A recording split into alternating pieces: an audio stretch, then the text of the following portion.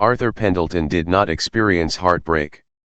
Heartbreak was a chaotic, unquantifiable variable, a metric reserved for poets, romantics, and fools who didn't know how to hedge their bets. Arthur was the chief executive officer of Pendelton Wealth Management. He dealt in risk assessment, asset allocation, and loss mitigation. Therefore, when he opened the crisp, unmarked manila envelope left on his mahogany desk by his private investigator, his resting heart rate of 62 beats per minute barely spiked. He sat in the cavernous silence of his home office, bathed in the amber glow of a single brass reading lamp. Outside the floor-to-ceiling windows, the city of Seattle wept its usual relentless drizzle, blurring the glittering skyline into a smudge of diamonds on wet velvet. Arthur took a slow, deliberate sip of his Macallan 25, letting the peat and oak burn the back of his throat, and laid the 8x10 glossy photographs out on his leather blotter like a hand of high-stakes poker. There was his wife, Eleanor. She looked exquisite, as she always did. In the first photograph, she was exiting a boutique downtown, a tasteful cashmere scarf draped over her shoulders, her blonde hair catching the meager afternoon light. But it wasn't Eleanor's impeccable styling that held Arthur's attention. It was the man holding her hand. He was younger, perhaps in his late 20s, with the sort of aggressively disheveled aesthetic that required hours of meticulous grooming to achieve. He wore a faded denim jacket, a plain white t-shirt, and leather boots that had been artfully scuffed. He had the sharp, hungry cheekbones of a starving artist and the easy, arrogant smile of a man who rarely paid for his own drinks. Arthur flipped to the next photograph. The two of them seated at a cafe, leaning across a tiny wrought iron table, their foreheads touching. The next, entering a rather run-down apartment building in the Arts District, Eleanor looking over her shoulder with a thrilling mix of guilt and excitement. The final photograph was taken through the window of a dimly lit restaurant. They were kissing. It was a desperate, messy, cinematic kiss. Arthur neatly stacked the photographs, tapped the edges against the desk to align them perfectly, and slipped them back into the envelope. He felt a mild, creeping irritation, akin to discovering a computational error in a quarterly earnings report. His marriage to Eleanor had, until this moment, been a highly successful merger. They had met 5 years ago at a charity gala. She provided him with the social grace, the aesthetic perfection, and the philanthropic networking required of a man in his position. In return, he provided her with limitless platinum credit cards, a sprawling estate in Medina, and a life entirely devoid of financial anxiety. It was a synergistic partnership. He had assumed she understood the terms of their contract: discretion, mutual benefit, and the maintenance of a flawless public image. Evidently, she was breaching the contract. Arthur leaned back in his Eames chair, steepling his fingers. The conventional route would be a confrontation. Tears, shouting, perhaps a shattered vase. Then, lawyers, a messy divorce, and the division of assets. But Arthur detested conventional routes. They were inefficient and expensive.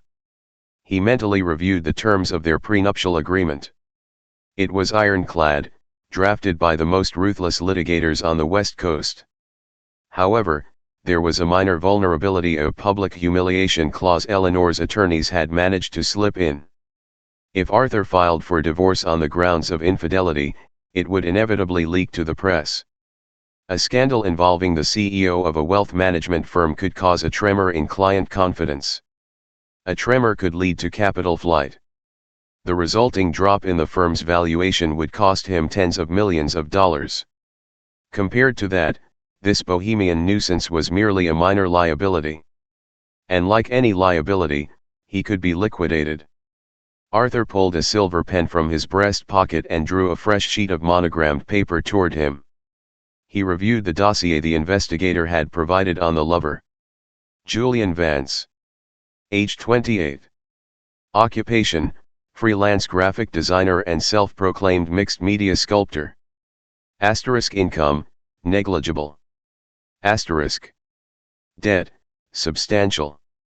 Student loans, Maxed out credit cards, 2 months behind on rent. Arthur permitted himself a thin, humorless smile. Julian was a man drowning in a shallow pool of his own financial incompetence. Men like that were predictable. They didn't operate on principle or passion, they operated on leverage and desperation. Arthur picked up his encrypted mobile phone and dialed the number at the bottom of the dossier.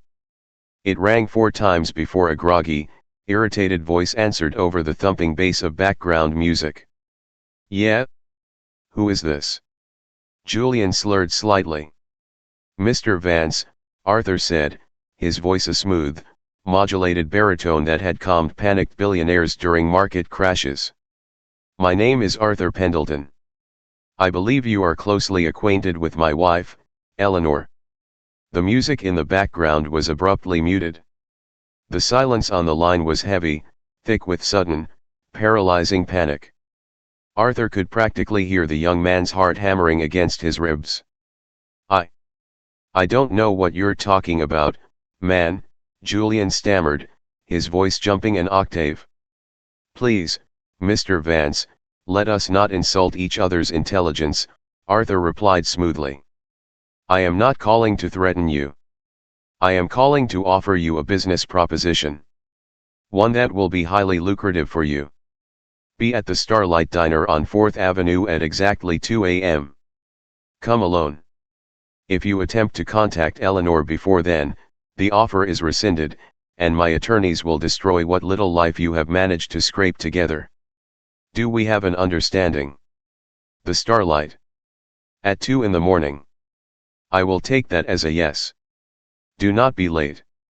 Arthur ended the call. He spent the next 2 hours systematically preparing. He went to his hidden wall safe, spun the dial, and withdrew a sleek, black Halliburton briefcase. From a larger steel lockbox inside the safe, he counted out exactly $50,000 in crisp, sequentially unmarked $100 bills. He banded them in tight stacks of 5,000. He arranged them neatly inside the briefcase, the green paper contrasting sharply with the black velvet lining. $50,000. To the average person, it was a life-altering sum. To Arthur, it was a rounding error. It was the cost of a bespoke watch he would wear twice and forget in a drawer. If $50,000 could patch the leak in his corporate structure, his marriage, it was an exceptionally high return on investment. At 1:30 a.m., Arthur put on a charcoal cashmere topcoat, grabbed an umbrella, and drove his slate gray Porsche 911 through the slick, empty streets of Seattle. The Starlight Diner was a relic of the 1950s, a chrome and neon eyesore stubbornly occupying a corner of an increasingly gentrified neighborhood. Arthur parked the Porsche, gripped the handle of the briefcase, and stepped into the diner. The bell above the door chimed cheerfully, a jarring contrast to the grim hour. The air smelled of stale coffee, industrial grease, and old rain. There were only 2 other patrons, a trucker asleep in a corner booth and a waitress reading a paperback at the counter. Arthur chose a booth in the back, facing the door. He placed the briefcase on the cracked red vinyl seat beside him and ordered a black coffee he had no intention of drinking. At precisely 1:58 a.m., Julian Vance walked through the door. Up close, the artist looked less like a romantic lead and more like a cornered animal. The collar of his denim jacket was turned up against the rain, and his hair was plastered to his forehead. He scanned the diner, his eyes landing nervously on Arthur in his immaculate, tailored coat. Julian approached the booth with the hesitant gait of a man walking to the gallows. "Mr. Pendelton?" Julian asked, hovering awkwardly. "Sit down, Julian," Arthur said, gesturing gracefully to the opposite side of the booth. Julian slid into the vinyl seat, keeping his hands jammed firmly in his jacket pockets. He looked exhausted, terrified, and thoroughly out of his depth. "Look, Mr. Pendelton," Julian started, speaking too fast, "I swear to God, I didn't know she was married when we first met. By the time I found out, it was, well, you know. You can't help who you fall for." Arthur held up a single, manicured hand, halting the nervous babble instantly. "Julian. Let us dispense with the theatricality. I am not here to duel you for a maiden's honor, nor am I interested in the narrative of your tragic romance.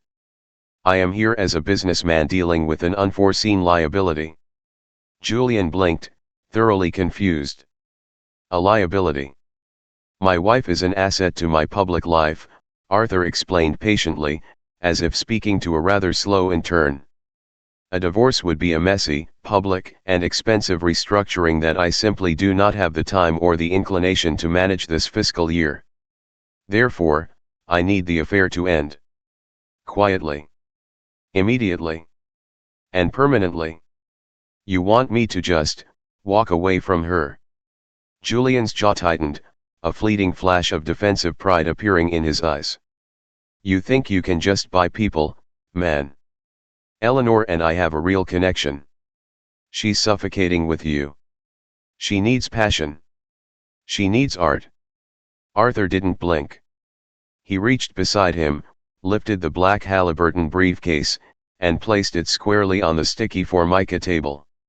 He popped the latches with 2 sharp clicks and spun the case around, opening the lid so Julian could look inside. The neon light from the window reflected off the crisp stacks of bills. Julian's breath hitched. The defensive pride vanished, instantly replaced by raw, naked hunger. His eyes widened, reflecting the green paper like a slot machine hitting the jackpot. He stared at the money for a long, agonizing minute, the silence broken only by the hum of the diner's ancient refrigerator. "This is $50,000 in untraceable cash," Arthur said softly. "Consider it a severance package. I know about your maxed-out credit lines, Julian. I know about the student loans defaulting. I know your landlord has served you with a preliminary eviction notice." Julian swallowed hard, tearing his eyes away from the money to look at Arthur. "You looked into me." "Due diligence," Arthur replied coolly. "Here are the terms of our contract. You will take this briefcase. Tomorrow morning, you will tell Eleanor that the pressure of the affair has become too much for you. You will tell her you are leaving the city to find yourself or whatever cliché suits your artistic temperament. You will break her heart thoroughly so that she has no desire to pursue you. You will block her number, delete your social media, and you will move out of the state. If I ever see you near my wife, or my city, again, the consequences will be severe and entirely extrajudicial." Arthur reached out and gently closed the lid of the briefcase. "So," Arthur said, lacing his fingers together on the table. "Do you choose art and passion, Julian? Or do you choose the immediate liquidation of your debts and a fresh start?" Julian sat paralyzed for a moment. He looked at the closed black case, then at Arthur's unreadable, granite expression. Slowly, almost shamefully, Julian reached out. His fingers trembled slightly as they closed around the leather handle. He pulled the briefcase across the table, sliding it onto his lap. "Tomorrow morning," Julian whispered, his voice hoarse. "I'll tell her it's over." "Excellent," Arthur said, picking up his umbrella and sliding smoothly out of the booth. He tossed a $20 bill onto the table to cover the untouched coffee. "It has been a pleasure doing business with you, Mr. Vance. I trust you will have a safe trip out of Washington." Arthur turned and walked out of the diner without looking back. As he stepped out into the Seattle rain and unlocked his Porsche, he felt a profound sense of satisfaction. The crisis had been averted. The leak was sealed. His marriage was secure, his assets protected, and the books were balanced. It was, Arthur thought as he started the engine, a perfectly executed transaction. He had no way of knowing that the transaction was just the beginning, and that he had just signed away the first installment of a very, very expensive trap.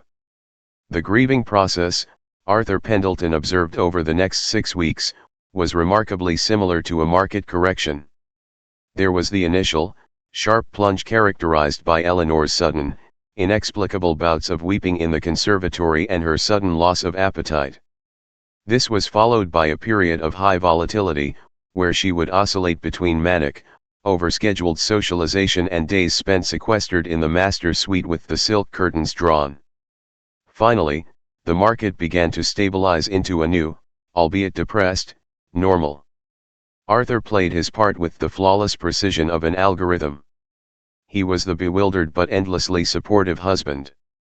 He bought her a vintage diamond tennis bracelet just because. He suggested a spontaneous weekend in Aspen, which she declined with a tragic, hollow-eyed smile. He listened attentively as she vaguely blamed her melancholy on a hormonal imbalance and existential ennui. "Whatever you need, Eleanor," Arthur had told her, placing a comforting, perfectly manicured hand over hers at the breakfast table. "My only priority is your happiness." He felt no guilt as he said it. To Arthur, guilt was a useless emotion, a cognitive glitch that impaired rational decision-making. He had diagnosed a terminal threat to their union and excised it with surgical efficiency. The $50,000 was a sunk cost, entirely justified by the resulting domestic tranquility and the preservation of his public image. The board was cleared, the king was safe behind his pawns. Or so he thought. The anomaly occurred on a Tuesday afternoon. Arthur was in his corner office on the 42nd floor of the Pendelton building, finalizing the acquisition of a boutique logistics firm. The sky outside was a brilliant, uncharacteristic Seattle blue. His private, encrypted mobile phone, a device known only to a handful of global fixers, elite private investigators, and, apparently, one bohemian parasite, vibrated against the mahogany desk. Arthur frowned. He set down his Mont Blanc pen and checked the screen. It was an encrypted text message from an unknown number. "The climate in Los Angeles is agreeable, but inflation is outpacing my projections. I require a performance review. 8 p.m. The Obsidian Lounge." Arthur stared at the glowing pixels. A cold, sharp shard of adrenaline pierced his chest, a sensation he hadn't felt since a hostile takeover attempt nearly bankrupted him a decade ago. It was impossible. Julian Vance was a coward, a drowning man who had been thrown a life preserver made of $100 bills. Drowning men did not swim back to the ship to complain about the buoyancy of the foam. Yet, here was the message. It was audacious. It was dangerous. It was an unforeseen variable disrupting his perfectly balanced ledger. Arthur did not reply. He spent the remainder of the afternoon systematically shifting his schedule, canceling a dinner with a state senator, and recalibrating his tactical approach. He had severely underestimated Julian Vance. He would not make that mistake twice. At 7:55 p.m., Arthur walked into the Obsidian Lounge. Unlike the dismal, neon-lit diner of their first encounter, the Obsidian was a monument to exclusionary wealth. It was a subterranean speakeasy in Belltown, all crushed black velvet, low amber lighting, and jazz playing at a volume specifically engineered to allow for confidential murmurs. Arthur spotted him immediately. Julian was seated in a leather booth in the back, but he was unrecognizable from the damp, terrified creature Arthur had bought off 6 weeks prior. The scuffed boots and faded denim were gone. Julian was wearing a tailored, midnight blue linen blazer over a crisp, open-collared silk shirt. He looked relaxed, radiant, and entirely at home in a room where the cheapest cocktail cost more than most people made in a day. Arthur approached the table, his face a mask of sculpted ice. He did not sit. "You are in breach of contract, Mr. Vance," Arthur said, his voice dropping an octave, carrying the dangerous, quiet weight of an approaching avalanche. Julian smiled, a slow, lazy, thoroughly infuriating smile. He picked up a crystal tumbler from the table. It was a perfectly crafted Sazerac, the complex aromas of rye whiskey, absinthe, and Peachard's bitters wafting upward. "Sit down, Artie," Julian said, gesturing with the glass. "You're drawing the eye, and neither of us wants to make a scene in a place where the waiters sign NDAs. Arthur loathed the diminutive nickname, but he assessed the environment. Julian was right. There were 3 venture capitalists he recognized at the bar. Arthur slid into the booth, sitting rigidly upright. "You were instructed to leave the state and never return," Arthur stated. "You accepted the capital. You executed the separation. The transaction was concluded." "Ah, the transaction," Julian sighed, taking a slow sip of his drink and closing his eyes in theatrical appreciation. "You see, that's where our perspectives diverge. You viewed it as a severance package. I've come to realize it was merely a signing bonus." Arthur's eyes narrowed. "Explain." Julian leaned forward, resting his elbows on the polished obsidian table. The easy arrogance vanished, replaced by a sharp, calculating glint that Arthur instantly recognized. It was the look of a predator evaluating the exact weight of its prey. $50,000 seemed like a fortune when I was freezing in that diner," Julian said, his voice low and confiding. "And it did help. I paid off my landlord, bought a flight to LA, and set up a nice little studio in Venice Beach. But you know what they say about Los Angeles, Arthur. The cost of living is simply astronomical. And more importantly..." Julian paused, tapping his fingers against his glass. "The emotional toll of abandoning the love of my life has been far more severe than I anticipated. I miss Eleanor. Desperately." "You do not care about Eleanor," Arthur countered smoothly, refusing to let the bait land. "You care about leverage. State your demand, Julian, so I can explain exactly why you will not be receiving a single cent more, and how my security team will ensure you are quietly relocated to a jurisdiction with 0 extradition treaties." Julian chuckled, a dry, humorless sound. He reached inside his tailored blazer and withdrew a sleek smartphone. He unlocked it, tapped the screen a few times, and slid it across the table. Arthur looked down. It was a video file. He pressed play. The angle was low, partially obscured by what looked like the edge of a menu, but the audio was crystal clear, and the lighting of the Starlight Diner was unmistakable. There was Arthur, his cashmere coat immaculate, placing the black Halliburton briefcase on the table. "This is $50,000 in untraceable cash," Arthur's own recorded voice hissed from the tiny speaker. "Consider it a severance package. You will break her heart thoroughly so that she has no desire to pursue you." The video showed Julian taking the briefcase, his face a mask of feigned reluctance, before the recording abruptly cut out. Arthur stared at the blank screen. For a fraction of a second, the carefully constructed architecture of his composure shuddered. Julian hadn't just been terrified in that diner, he had been directing a scene. He had worn a wire. Arthur, in his arrogance, had treated the boy like a pawn, failing to realize the pawn was secretly recording the board. It was a classic zugzwang in chess. Every possible move Arthur could make right now would actively worsen his position. "If Eleanor sees that," Julian whispered, leaning in closer, "the illusion breaks. Your perfect, manageable little wife will realize her cold, calculating husband didn't just ignore her unhappiness, he actively manipulated it. She'll file for divorce by noon tomorrow. And with this kind of emotional abuse on the record, those fancy lawyers of yours won't be able to stop her from taking half of Pendelton Wealth Management. She might even leak it to the press just to watch your stock price burn." Arthur slowly pushed the phone back across the table. His mind was processing millions of data points, running simulations, calculating the exact cost of a catastrophic public divorce versus the cost of capitulation. The math was brutal. Julian held the winning hand, and he knew it. "What," Arthur asked, his voice entirely devoid of inflection, "is the revised valuation of your silence?"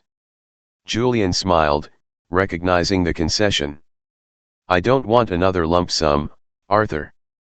Lump sums are so finite. I've discovered I prefer a steady, reliable revenue stream. Let's call it a retainer for my continued absence. $10,000 a month. Wired to an offshore account I'll provide you. On the first of every month, like clockwork." That is extortion. That is an annuity, Julian corrected, his eyes dancing with malicious glee. And frankly, for a man with a net worth of 900 million, 10 grand a month is a bargain to keep your kingdom intact. Think of it as an ongoing operational expense. A subscription service to Eleanor's fidelity. Arthur sat in silence, the jazz music swirling around him. The sheer audacity of the scheme was almost impressive. Julian had taken the initial $50,000 to fund his transformation, and was now returning to set up a passive income pipeline directly from Arthur's wealth. It was parasitic, brilliant, and entirely unacceptable. But Arthur was a strategist. He knew that when you are caught in a trap, the worst thing you can do is thrash. You must yield to the pressure, study the mechanism, and find the release valve. He needed time. He needed to understand the true nature of his enemy. 10,000 a month, Arthur repeated slowly. Starting tonight, Julian confirmed. I'll text you the routing numbers. Once the first transfer clears, I go back to California, and you go back to playing the hero for your grieving wife. Everyone wins. Arthur reached into his jacket, retrieved his encrypted phone, and placed it on the table. Send the routing information. Julian's smile widened into a victorious grin. He quickly typed the details and hit send. Arthur's phone vibrated. Arthur forwarded the information to his offshore wealth manager with a brief, coded authorization. The funds will be available in 30 minutes, Arthur said. He stood up, towering over the younger man, smoothing the front of his jacket. Pleasure doing business with you, Arthur, Julian said, raising his Sazerac in a mock toast. See you next month. Arthur looked down at him, his eyes completely dead. A word of advice, Julian. In the corporate world, when an employee forcefully renegotiates their contract, management begins looking for a replacement. Enjoy the liquidity while it lasts. Without waiting for a response, Arthur turned and walked out of the Obsidian Lounge. The cool night air hit him, but it did nothing to extinguish the cold, calculating fury igniting in his chest. He had approached this as a simple buyout. He had been wrong. This was no longer a domestic dispute, it was a hostile extraction. Julian Vance thought he had secured a lifetime pension by holding a gun to Arthur's marriage. Arthur pulled out his phone and dialed a number he hadn't used in 3 years. It belonged to a man who didn't exist on paper, a man whose sole profession was dissecting the lives of the untouchable and finding the rot beneath the floorboards.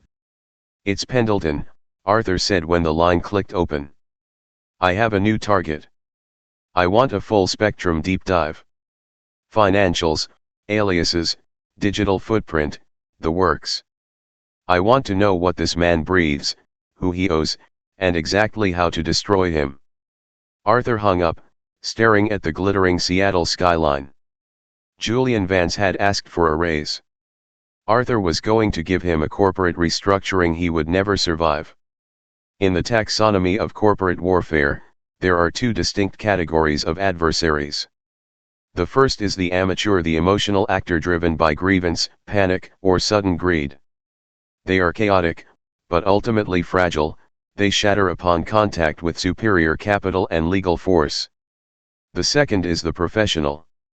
The professional is systemic. They do not operate on emotion, they operate on a business model. When Arthur Pendelton had handed over the black Halliburton briefcase in the Starlight Diner, he had categorized Julian Vance as an amateur. It was an analytical error, one that Arthur intended to correct with extreme prejudice. 48 hours after the disastrous renegotiation at the Obsidian Lounge, Arthur descended in a private, biometric-secured elevator to the sub-basement of the Pendelton Wealth Management Building. This level did not appear on the official directory. It was a windowless, climate-controlled bunker lined with copper mesh to act as a Faraday cage, blocking all external electronic signals. It was where Arthur conducted the kind of due diligence that would make the Securities and Exchange Commission weep.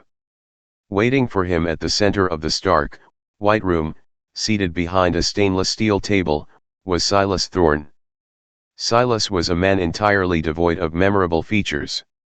He was of average height, average build, with thinning hair the color of wet cardboard and a face that seamlessly blended into any crowd. Before transitioning to the private sector, Silas had spent 2 decades as a forensic accountant and deep-cover operative for a 3-letter intelligence agency. Now, he was Arthur's apex predator, a man who could dissect a human life down to its atomic financial structure. "Good evening, Mr. Pendelton," Silas said. His voice was a dry, rasping whisper, the sound of dead leaves scraping across concrete. "Silas," Arthur nodded, taking the seat opposite him. "I assume you have liquidated the fiction of Julian Vance." "Thoroughly," Silas replied. He did not use a laptop. Instead, he slid a thick, heavy, physical dossier across the metal table. "It is quite a fascinating portfolio, sir. You were not dealing with a starving artist. You were dealing with a highly sophisticated, unlisted shell corporation." Arthur opened the dossier. The first page was a high-resolution photograph of Julian, stripped of his bohemian affectations. He was wearing a sharp bespoke suit, standing on the deck of a yacht, his hair perfectly coiffed. He looked like a junior partner at a predatory hedge fund. "His legal name is Julian Cross," Silas began, his pale eyes tracking Arthur's reactions. 32 years old. No student debt. No maxed-out credit cards.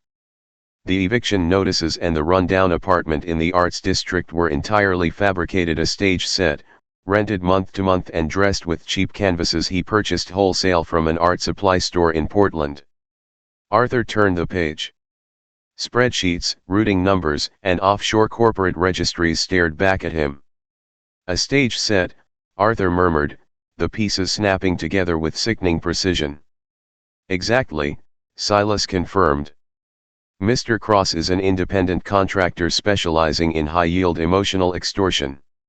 His target demographic is highly specific, neglected, wealthy wives of high-net-worth individuals, specifically CEOs, politicians, and real estate magnates. Men who have too much to lose in a public scandal." Arthur felt the cold, analytical part of his brain, the part that loved the elegant machinery of a flawless scam, briefly admire the audacity of it. "Walk me through his operational pipeline." Silas tapped a diagram in the dossier. Phase 1, Acquisition. He identifies his targets at charity galas, exclusive art exhibitions, or high-end wellness retreats. He adopts the persona tailored perfectly to the woman's psychological deficit. For your wife, Eleanor, who complains of the rigid, clinical nature of her life, he was the passionate, chaotic, struggling artist. He provides the illusion of raw, unfiltered romance. Phase 2. Arthur asked, his voice dead flat. Cultivation and exposure, Silas continued. He engages in the affair just long enough to create an irrefutable paper trail, photographs, text messages, hotel receipts. Then, he deliberately engineers the discovery. "The private investigator who brought you those photos 6 weeks ago?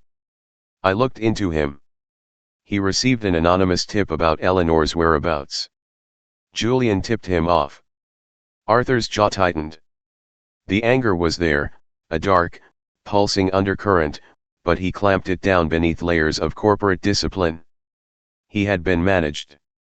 He, Arthur Pendelton, who moved markets with a phone call, had been funneled into a predetermined sales funnel by a con artist. "He wanted me to find out," Arthur stated. "Of course," Silas nodded. "Because that triggers phase 3, the buyout. He knows men in your tax bracket view messy divorces as catastrophic liabilities. He plays the terrified, indebted lover. He accepts the initial payoff, your $50,000, which he uses to fund his overhead and seed his next operation. And phase 4 is the recurring revenue stream," Arthur concluded, remembering the crystal tumbler of Sazerac and the $10,000 monthly demand. "The annuity model, yes," Silas said, pulling up a secondary document. Why settle for a single payday when you can convert the husband into a subscriber? He records the buyout. He waits 6 weeks for the husband to feel secure, then returns with the extortion demand. He currently has 5 active subscribers across the country. A tech mogul in Silicon Valley, a shipping heir in Miami, an orthopedic surgeon in Chicago, and now, you. Arthur stared at the list of names. These were ruthless, intelligent men. And they were all bleeding capital into Julian Cross's offshore accounts because they were terrified of their wives finding out they had treated their marriages like balance sheets. Julian is operating on the assumption that I am paralyzed by the threat of exposure, Arthur said, leaning back in his chair. He believes the vulnerability lies in my desire to maintain the status quo with Eleanor. It is a sound assumption, statistically speaking, Silas noted objectively. In 94% of his previous cases, the husband capitulates to the monthly retainer indefinitely. I am not a statistic, Silas. Where is he right now? He claimed he was living in Los Angeles, experiencing the high cost of living. Silas allowed a rare, grim shadow of a smile to touch his thin lips. He reached into his briefcase and pulled out a tablet, tapping the screen to bring up a live, high-definition surveillance feed. He slid it toward Arthur. Mr. Cross has not left the state of Washington, Silas revealed. He is currently residing in a luxury penthouse in Bellevue, overlooking Lake Washington. Leased under an LLC. He paid a year upfront using the $50,000 you gave him in the diner. Arthur looked at the screen. The hidden camera, planted by one of Silas's operatives, showed the interior of a sprawling, ultra-modern living room.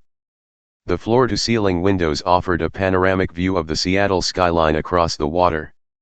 Julian Cross was lounging on a bespoke Italian leather sofa, wearing a silk robe, casually scrolling through a tablet while sipping from a flute of vintage champagne. He looked nothing like a tortured artist. He looked like a CEO reviewing a successful quarterly earnings report. Arthur watched the man who was extorting him breathe, relax, and enjoy the fruits of his fraud. The resting heart rate that Arthur was so proud of began to steadily climb. He is comfortable, Arthur observed softly. He believes he has you perfectly boxed in, sir, Silas said. If you refuse to pay, he detonates your marriage, triggering the prenuptial vulnerability that will cost you half your net worth. If you eliminate him violently, you risk a federal murder investigation, which is equally bad for your stock price.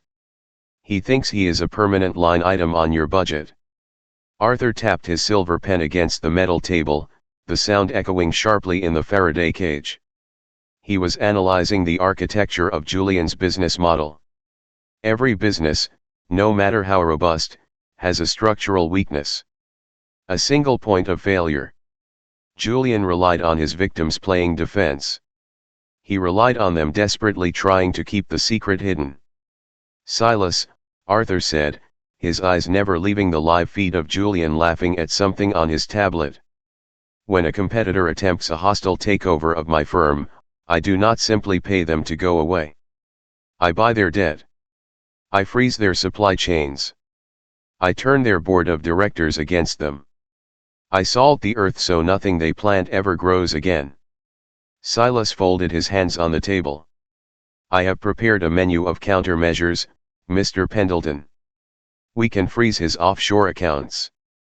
We can anonymously leak his identity to his other victims, forcing a multi-front legal war. We can. No, Arthur interrupted, his voice dropping to a terrifyingly calm register. Those are half measures. Those address the symptoms. I want to cure the disease. Arthur looked away from the tablet and met Silas's cold eyes. Julian's entire model functions because he believes the wives are innocent victims. He weaponizes my deception against me. He thinks Eleanor is a fragile asset that I must protect at all costs.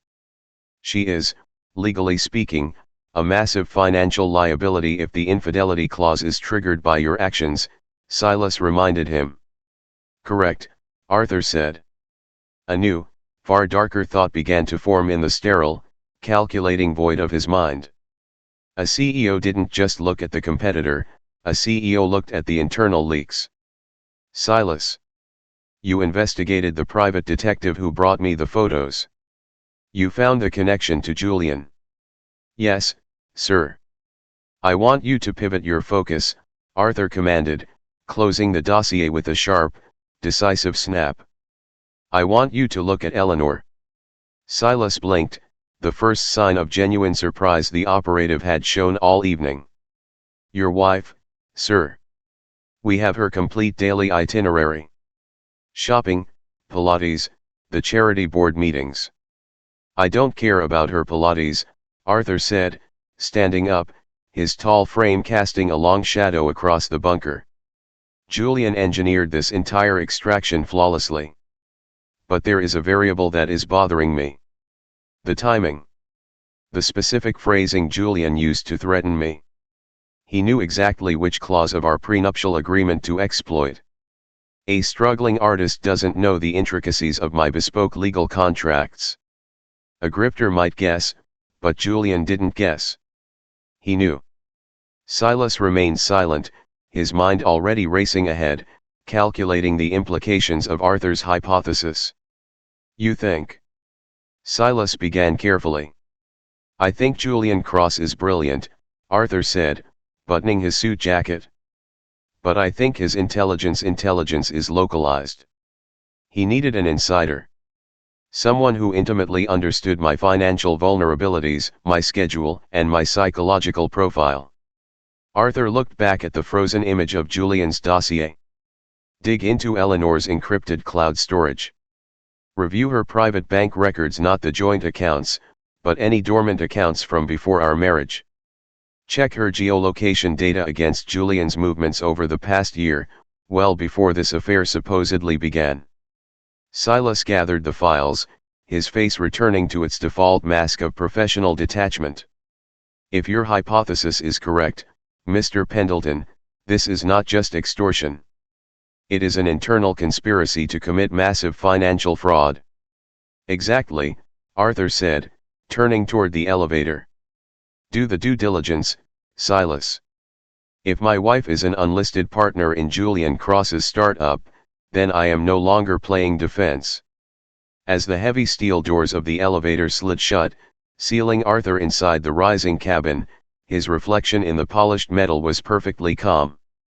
The anger had evaporated, replaced by the cold, thrilling clarity of impending corporate slaughter. He was going to find the missing link. And once he had it, he was going to burn them both to the ground. The human capacity for deception is, from a purely analytical standpoint, a fascinating metric. Arthur Pendelton had built an empire by quantifying risk, yet as he sat across from his wife in the candlelit dining room of Le Rocher, Seattle's most exclusive French restaurant, he realized he had fundamentally miscalculated the risk sitting right in front of him. It had been 72 hours since his meeting with Silas Thorne in the Faraday cage. 72 hours of smiling, of pouring Montrachet into crystal glasses, of playing the role of the patient, stabilizing force in Eleanor's manufactured emotional recovery. Tonight, she was wearing a backless emerald green silk gown that cascaded over her figure like liquid glass. She looked fragile, beautiful, and utterly convincing as a woman slowly healing from a traumatic, albeit necessary, heartbreak. The sea base is exquisite, Arthur, Eleanor said softly, resting her silver fork against the edge of her Limoges porcelain plate. She offered him a small, melancholic smile. Thank you for bringing me here. I know I haven't been the easiest person to be around lately. Arthur took a measured sip of his wine, letting the complex notes of oak and citrus linger on his palate before swallowing. He studied her face. The faint, practiced sorrow in her eyes. The slight, calculated droop of her shoulders. It was a masterclass in performance art. Nonsense, Eleanor, Arthur replied, his voice a smooth, comforting baritone. We are partners. A partnership requires patience during periods of market volatility. Your well-being is my primary investment. She reached across the linen tablecloth, her manicured fingers gently resting over his. "You're too good to me, Arthur. I don't deserve you." You have no idea, Arthur thought, his pulse remaining at a steady, icy 62 beats per minute. "But you will." He smiled back, a perfectly synthesized expression of paternal affection. The dinner concluded with polite conversation about the upcoming charity gala for the Seattle Symphony. Arthur paid the exorbitant bill, escorted his wife to the waiting town car, and endured the silent, rain-slicked ride back to their Medina estate. Once Eleanor had retired to the master suite, claiming a mild migraine, Arthur retreated to his private study. He locked the heavy oak door. He poured himself 2 fingers of Macallan 25, did not drink it, and sat at his desk. He waited. At precisely 1 a.m., the encrypted phone in his desk drawer vibrated. A single text message from Silas Thorne: "The ledger is balanced. Secure line initiated." Arthur opened his laptop, initiated a heavily encrypted VPN tunnel routed through 3 different sovereign nations, and connected to Silas's private server. The screen blinked, and Silas's impassive face appeared in the stark, white light of his surveillance bunker. "Report," Arthur commanded, leaning back in his leather chair. "Your hypothesis was not only correct, Mr. Pendelton," Silas said, his raspy voice entirely devoid of inflection, it was an understatement. "You are not the victim of a random emotional extraction. You are the target of a highly coordinated, long-term corporate espionage operation." Arthur felt a strange, cold thrill run down his spine. It was the sensation of a complex puzzle suddenly clicking into place. "Show me the data, Silas." I began, as requested, by auditing Eleanor's historical financial footprint, Silas explained, bringing up a split-screen presentation. On the left were standard bank statements, on the right, a complex web of offshore routing numbers. "Eleanor maintained a dormant checking account from before your marriage. It saw no activity for 4 years. However, 8 months ago, 3 months before she supposedly met Julian Vance at that gallery opening, the account received a wire transfer of $5,000 from a Shell LLC registered in Delaware." "And who owns the Delaware LLC?" Arthur asked, though he already knew the answer. "A parent company registered in the Cayman Islands, which is wholly owned by Julian Cross," Silas confirmed. "But that was merely the seed capital. The true architecture of the fraud was hidden in plain sight. I breached Eleanor's private iCloud account.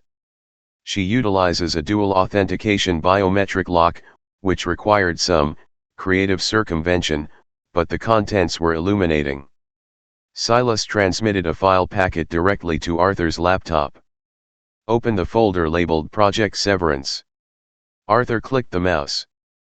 A staggering volume of data spilled across his screen. There were hundreds of encrypted text messages, shared calendar appointments, and, most damning of all, a shared notes document that read like a corporate business plan. Arthur began to read. The air in the study seemed to grow colder with every sentence he processed. "Target vulnerability," the document began. "Arthur's primary directive is the preservation of Pendelton Wealth Management's stock valuation. Public scandal is his kryptonite. The prenuptial agreement, Clause 4, Section B, infidelity/public humiliation, heavily favors him unless he can be proven to have acted coercively or abusively regarding a marital indiscretion." Arthur scrolled down. He found a timeline. It detailed exactly when Eleanor was to accidentally leave her phone unlocked so Arthur might see a suspicious message. It detailed the specific locations they would frequent to ensure they were photographed by the private investigator. They rehearsed it, Arthur whispered, his eyes scanning a subfolder filled with audio files. He clicked one. It was Eleanor's voice, not the soft, melancholic tone she used at dinner, but sharp, calculating, and entirely cold. "No, Julian, you have to look more pathetic. When he offers you the money, don't just take it. You have to hesitate. Make him feel like he's forcing you. He needs to feel like the alpha predator. If he thinks he's winning, he won't look closely at the paperwork. Julian's voice replied, laughing. Relax, Elle. I've played this archetype a dozen times. The arrogant corporate shark always thinks he can buy his way out of a human problem. He'll hand over the 50 grand, and then we wait 6 weeks for the hook to set. Arthur stopped the audio. The silence in his study was deafening. There is more, sir, Silas noted quietly. The $10,000 monthly retainer you are currently paying? The routing numbers Julian provided you lead to a joint offshore account. Eleanor has equal signing authority. She is siphoning your capital directly into her own parallel portfolio. Arthur closed his eyes. For a fraction of a second, the reinforced steel walls of his psychological fortress buckled. He had married this woman. He had shared his home, his name, and his life with her for 5 years. He had believed, in his own pragmatic way, that they had a functional, mutually respectful partnership. To discover that her entire existence beside him was a predatory long con, a parasitic organism feeding off his success, was a profound and staggering violation. It was an intimate betrayal of the highest order. The pain flared hot, sharp, and deeply human. Then, exactly 3 seconds later, Arthur Pendleton crushed it. He did not weep. He did not scream. He did not march up the stairs to confront the woman sleeping in his bed. To do so would be amateurish. It would be a surrender to emotion, and emotion was exactly what Eleanor and Julian had banked on. They had Monetized his pride, his fear of scandal, and his desire for control. They thought they were playing a desperate husband. They had forgotten they were dealing with a ruthless chief executive officer. When Arthur opened his eyes, the man who had been a husband was dead. Only the CEO remained. His mind was a blizzard of algorithms, risk assessments, and tactical deployments. Eleanor was no longer his wife. She was a hostile entity engaging in insider trading and corporate sabotage. And in Arthur's world, corporate saboteurs were not merely fired, they were legally and financially eradicated.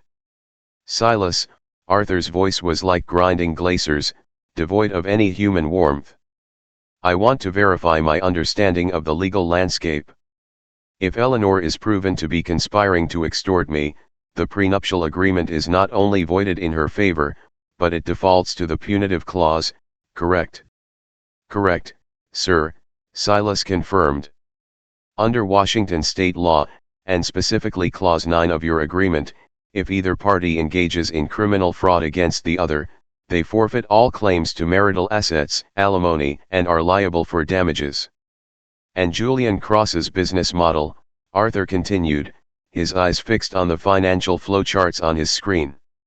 He operates through a web of shell companies to avoid IRS detection. He moves large sums of extorted cash across international borders. Yes. It is classic money laundering. Highly sophisticated, but entirely illegal. Arthur leaned forward, the ghost of a terrifying smile playing on his lips. Julian asked for a raise. I think it is time we give him a lump sum buyout. A golden parachute. Silas raised an eyebrow on the monitor. Sir? You intend to pay him more? I intend to liquidate the threat, Arthur said smoothly. If I go to the police now, it is a messy domestic dispute. Lawyers will argue, assets will be frozen, and the press will have a field day. It will be a slow, agonizing bleed. I do not do slow bleeds. Arthur began typing rapidly on his keyboard, pulling up the architecture of his own offshore banking network. Here is the new paradigm, Silas.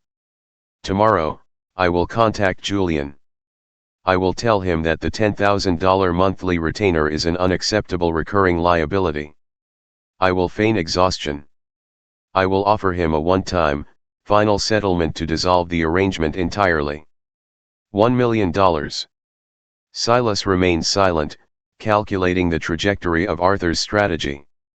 $1 million is a sum that triggers immense greed, Arthur explained, his eyes burning with cold fire. It will blind them.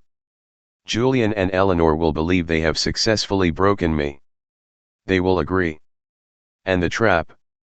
Silas asked. The trap, Arthur said, lies in the routing.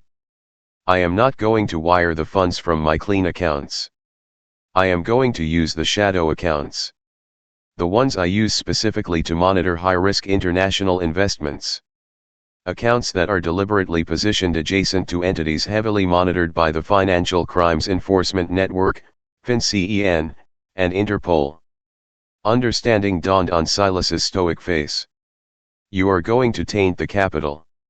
I am going to make the capital radioactive, Arthur corrected. I will wire $1 million directly into Julian and Eleanor's joint offshore account. The moment the wire clears, the transaction will automatically flag in international banking algorithms as a suspected terrorism financing or cartel money laundering transfer. Because of the size and the specific routing path I will use, it will bypass standard audits and trigger an immediate, automated federal freeze. The FBI and the IRS will be notified instantly, Silas noted. Exactly. Julian Cross will go from a localized extortionist to a suspect in a federal, international money laundering investigation within 60 seconds of receiving the funds. They will freeze every account tied to his name, including the ones he uses for his other victims. His entire business model will collapse overnight. And your wife? Once the federal freeze is initiated, the trap snaps shut, Arthur said, closing the dossier on his laptop. I will present the encrypted files, the rehearsal audios, the business plan, the proof of her conspiracy to commit extortion directly to my legal team. The prenuptial agreement will be weaponized. Because the extortion involves international wire fraud, she will be implicated in Julian's federal case. Arthur took a deep breath, the air in the study tasting sharp and clean. The ledger was finally making sense. Eleanor thought she could treat our marriage like a hostile takeover. She forgot that I am the one who writes the contracts. Arthur looked at Silas through the monitor. Prepare the $1 million wire transfer. Configure the routing to pass through the flagged nodes in Cyprus and Macau. Have it ready for my authorization. It will be done, Mr. Pendelton, Silas said. Shall I prepare a surveillance team for the fallout? Yes, Arthur replied softly. I want to watch the market crash. He terminated the connection, the screen going black. Arthur sat alone in the dim light of his study, the digital ghost of his wife's betrayal locked securely on his hard drive. He picked up the glass of Macallan, raised it in a silent, solitary toast to the emptiness of the room, and drank it down. The grief was gone, replaced by the clinical, absolute certainty of a predator preparing to strike. It was time to close the deal. The art of the trap does not lie in the mechanism itself, but in the bait. A truly effective trap must offer the prey exactly what it believes it has earned. For Julian Cross and Eleanor Pendelton, that bait was absolute, unmitigated victory. At 9 a.m. on a crisp Thursday morning, Arthur Pendelton sat behind his expansive desk on the 42nd floor, the Seattle skyline sprawling beneath him like a physical manifestation of his domain. He picked up his encrypted mobile phone and dialed Julian's number. It rang twice before Julian answered, his voice thick with sleep and the smug satisfaction of a man who believed he held the world by the throat. Arthur. It's not the first of the month yet. Missing me already? Arthur injected exactly the right amount of gravel and exhaustion into his voice. It was the auditory equivalent of a white flag. We need to talk, Julian. The current arrangement is unsustainable. There was a pause on the line. The rustle of expensive sheets. Julian's tone sharpened, a predator sensing a wounded animal. Unsustainable? I thought 10 grand was a rounding error for Pendelton Wealth Management. Don't tell me you're having cash flow issues, Artie. The money is not the issue. The psychological attrition is, Arthur said, rubbing his temples as if Julian could see the gesture. Eleanor is volatile. Maintaining this fiction, waiting for the first of the month, the constant threat of you reappearing, it is affecting my focus. My focus affects my firm. And my firm is worth more than my pride. So, what are you proposing? Julian asked, his voice dripping with condescension. I am proposing a complete severance of all ties, Arthur said, his voice dropping to a weary whisper. A final buyout. One lump sum, large enough to permanently relocate you to Europe or the Caribbean, or wherever it is men like you go to disappear.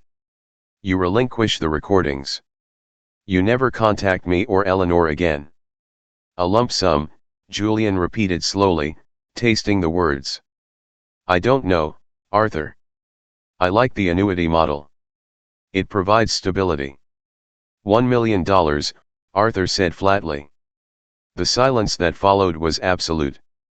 Arthur could practically hear the synapses firing in Julian's brain, greed overriding caution, the sheer velocity of the number shattering his disciplined business model. $1 million in a single wire transfer. It was the ultimate score. 1 million, Julian finally exhaled, the smugness replaced by raw hunger. Wired directly to the offshore account you already have on file. Yes, Arthur lied seamlessly. He would use the account number, but not the clean banking node. Once the transfer clears, this arrangement is terminated. Do we have a deal? We have a deal, Arthur, Julian said, his voice trembling slightly with adrenaline. Wire the funds. I'll destroy the files today. Arthur ended the call and placed the phone face down on the mahogany desk. He looked across the office. Silas Thorne stood silently by the door, holding a secure tablet. He accepted, Arthur said. His voice was no longer weary, it was as cold and sharp as a scalpel. Like a grandmaster predicting a forced mate in 3 moves, he walked exactly where I needed him to stand. The bait was substantial, sir, Silas noted, stepping forward and placing the tablet on Arthur's desk. The wire transfer is primed. $1 million, structured to root from your untraceable dark capital reserves. It will pass through a heavily flagged server in Macau, bounce through a sanctioned node in Cyprus, and land in Julian and Eleanor's joint account in the Caymans. And the trip wires? Arthur asked, leaning forward. Fully armed, Silas replied, tapping the screen. Because of the specific routing path, the moment the capital hits their account, it will automatically trigger a Level 4 alert within the Financial Crimes Enforcement Network's automated tracking algorithms. It carries the digital signature of international arms trafficking. The freezing of the asset is not manual, it is algorithmic and instantaneous. They will not be able to withdraw a single cent. Arthur stared at the authorize button glowing on the tablet. This was the moment of no return. With one keystroke, he was not just ending an extortion attempt, he was obliterating a man's life and dismantling his own marriage with nuclear precision. He didn't hesitate. He pressed his thumb against the biometric scanner. The screen flashed green. Transfer initiated. How long? Arthur asked. International routing of this complexity takes approximately 12 minutes to clear the final node, Silas said, checking his watch. Once it lands, FinCEN will lock the account within 60 seconds. Interpol warrants will be generated within the hour based on his prior fraudulent shell companies, which we anonymously unmasked this morning. Excellent, Arthur said, standing up and smoothing his bespoke suit jacket. Keep me updated on the federal response. I have a meeting with my wife. The Medina estate was unnervingly quiet when Arthur arrived. The rain had cleared, leaving the manicured lawns glittering under the pale afternoon sun. Arthur walked through the grand foyer, his footsteps echoing on the imported marble. He found Eleanor in the conservatory. She was sitting on a plush chaise lounge, a cup of Earl Grey tea resting on the glass table beside her. She was looking at her phone, and as Arthur entered, she quickly locked the screen, but not before Arthur caught the ghost of a triumphant, euphoric smile on her lips. Julian had texted her. She knew the $1 million had landed. She thought she had won. "Arthur, darling," Eleanor said, quickly arranging her features into the mask of the dutiful, softly melancholic wife. "You're home early. Is everything all right at the firm?" Arthur did not smile. He did not offer a comforting touch. He walked to the opposite side of the glass table and simply looked at her. He studied the intricate performance, the slight tilt of her head, the faux innocence in her eyes. It was a masterpiece of manipulation, and it made him feel absolutely nothing. "The firm is perfectly fine, Eleanor," Arthur said, his voice conversational, yet devoid of any warmth. "In fact, I just finalized a rather complex corporate restructuring. I liquidated a toxic asset." Eleanor blinked, slightly confused by his tone. "Oh? Well, that's wonderful news, isn't it?" Arthur reached inside his jacket and pulled out a sleek, black USB drive, placing it gently on the glass table next to her teacup. "I suppose it depends on your perspective," Arthur said. "You see, I recently discovered a massive breach in my internal security. A hostile entity had partnered with an external contractor to siphon capital directly from my accounts. They used a very clever method. Emotional leverage." Eleanor's hand froze halfway to her teacup. The color began to drain from her flawless face, starting at her cheekbones and sliding down her neck. Her eyes darted from Arthur's impassive face to the black USB drive. I don't understand corporate jargon, Arthur," she managed to say, her voice tight. "Let me translate it into your preferred vernacular, then," Arthur offered politely. He reached into his pocket, pulled out his phone, and tapped a button. The silence of the conservatory was shattered by Eleanor's own recorded voice, sharp and calculating. "No, Julian, you have to look more pathetic. When he offers you the money, don't just take it. You have to hesitate." Arthur let the audio play for exactly 10 seconds before cutting it off. Eleanor sat paralyzed. The mask didn't just slip, it shattered completely.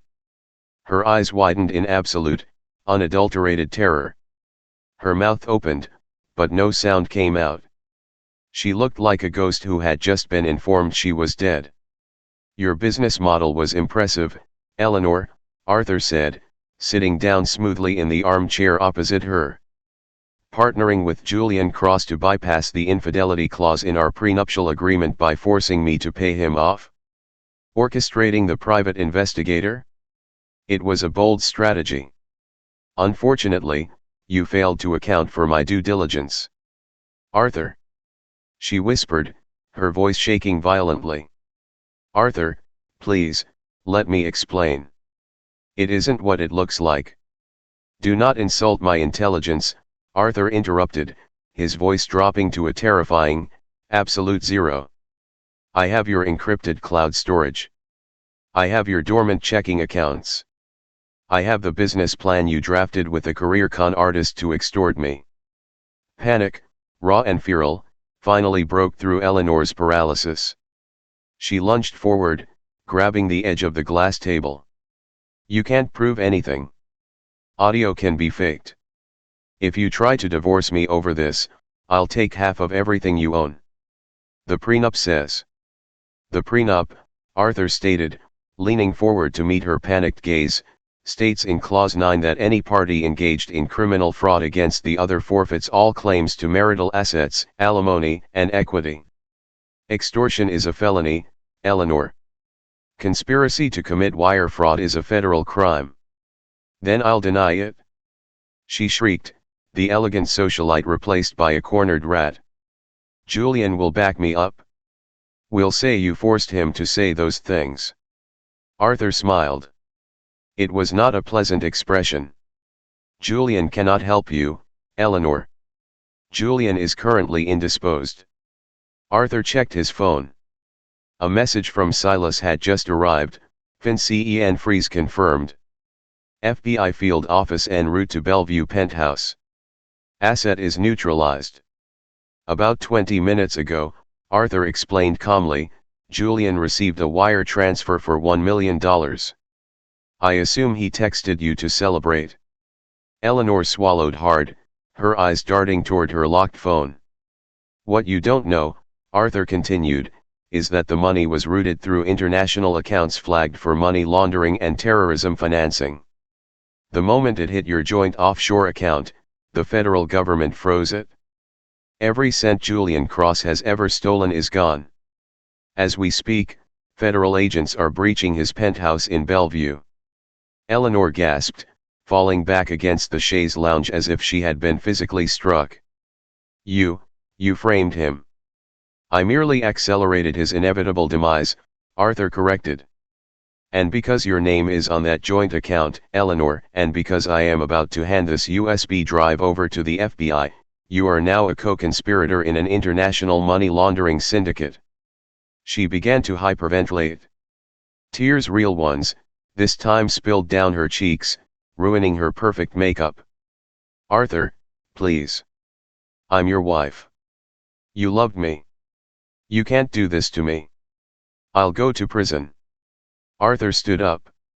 He looked down at the woman he had shared his life with for 5 years.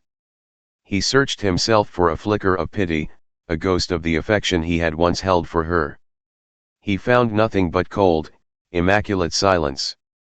You ceased being my wife the moment you viewed our marriage as a revenue stream, Arthur said, his voice devoid of anger, which somehow made it infinitely worse. You are simply a bad investment that I am writing off. He turned and walked toward the grand archway of the conservatory. Arthur, wait. She screamed, scrambling off the chaise lounge, her silk dress tangling around her legs. What am I supposed to do? Where am I supposed to go? Arthur paused at the threshold, looking back at her over his shoulder. My lawyers will be here in an hour with the annulment papers. The federal authorities will likely be here shortly after. I suggest you use that time to pack whatever you can carry in a single suitcase. Everything else in this house belongs to me. He walked out of the conservatory, leaving her sobbing hysterically on the marble floor. Arthur walked out the heavy mahogany front doors of the estate. The afternoon air was crisp and clean, smelling of pine needles and cold water. Waiting for him in the circular driveway was his midnight black Rolls-Royce Cullinan, the engine humming silently. His driver, perfectly uniformed, held the rear door open. Arthur slid into the cavernous, leather-lined interior of the SUV. He poured himself a glass of sparkling water from the chilled console, savoring the absolute quiet of the insulated cabin. Back to the office, Mr. Pendelton. The driver asked softly through the intercom. Yes, Marcus, Arthur replied, opening his encrypted tablet to review the afternoon's market fluctuations. The restructuring is complete. It is time to get back to business. As the Cullinan glided smoothly down the long, winding driveway, leaving the wreckage of his marriage far behind him, Arthur Pendelton felt an immense, profound sense of peace. The books, finally, were perfectly balanced.